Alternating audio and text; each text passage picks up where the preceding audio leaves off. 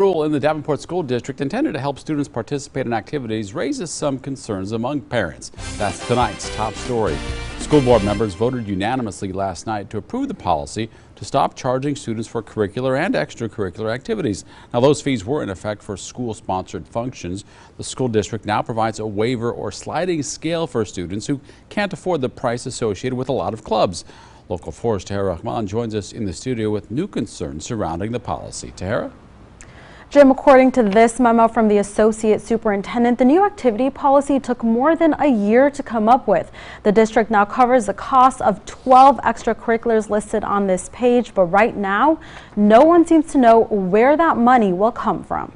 Those fees really add up. Gina Hale has two students who are enrolled in school activities. The bow tie, the tuck shirt, then we have to buy pants and shoes and socks and everything. Whereas if she were playing football, most of that would be provided for her. Between one daughter in choir and another in robotics, Hale was racking up about $400 a year in extracurricular costs. It could go to medications, it could go to college funds, it could go to paying off the credit card. The Davenport School District is now absorbing costs for show choir and 11 other clubs, but it's a $700,000 to $800,000 hit for the cash-strapped district, and board members don't know where that money will come from. We're only allowed to spend so much per student, period. So if we spend a ton of money on extracurriculars, that's going to reduce the amount of money we can spend in other areas, because that's just all you get. And not all activities are included, like the robotics team. If the issue is equity and making sure that every kid who wants to play can play, then the question isn't how do we fund music? The question is how do we fund all the extracurriculars? Hale says the discussion is a positive step, but this policy might not be the right solution. I heard board members talking about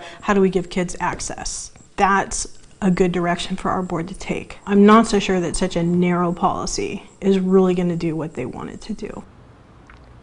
I spoke with Davenport School Board President Ralph Johansson. He doesn't know where that money is going to come from either. Johansson says it's a concern that he has brought up with the new superintendent because the district is already in a 2-year plan to cut $13 million from its budget. In the studio, Tahera Rahman, Local 4 News.